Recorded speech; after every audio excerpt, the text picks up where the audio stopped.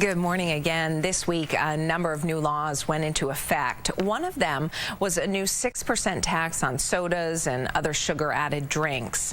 And for some store owners, that is causing headaches for them. Kat Viglienzoni joins us with their reaction. Good morning. Well, good morning, Julie. July 1st marked the first day for that new tax, one that is not getting rave reviews from business owners or health organizations.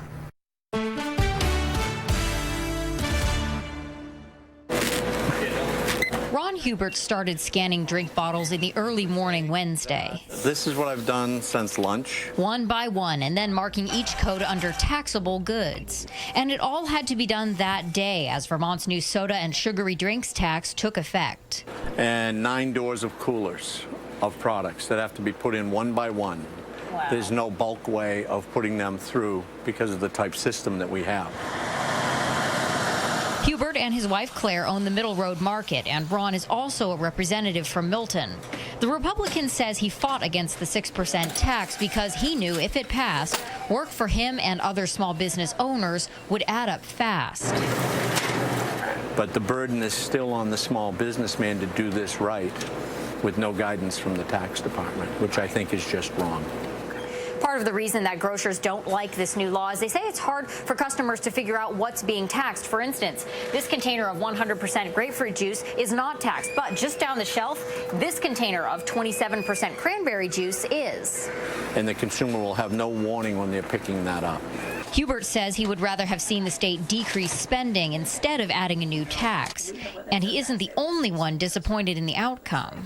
I don't believe the 6% sales tax will help. That was passed. The price increase has to be substantial in order for it to be a disincentive. Tina Zook is the co-chair for the Alliance for Healthy Vermont and also works for the American Heart Association. She and others lobbied for a more severe excise tax of 2 cents per every ounce of sugary drinks to try to push people towards healthier drink options. She says other states have similar sales taxes to Vermont's, and it's not working. And in those states, that low of a tax has just not been found to have a positive health impact. It's a revenue generator for this state. It's expected to raise $5 million, money that's going to be split between the general fund and the education fund, not on health programs as she had hoped. Zook also says because customers don't see the extra 6 cents per dollar on the shelf price, only on their receipts, it won't work to curb overconsumption of sugar-sweetened beverages. Now, we asked Zook if she and others were going to continue to push for an excise tax, and she says that they will, along with other measures to promote health in Vermont. But she says that'll be harder because the state has also cut the $300,000 that they had for obesity prevention. Now, interestingly, just this week, a new study came out that said each year worldwide, about 184,000 deaths from diabetes, cardiovascular disease, and cancer are associated with the consumption of sugary drinks. If you want to learn more, we're going to have a link to that study on our website a little later this morning. Julie? Thank you, Kat.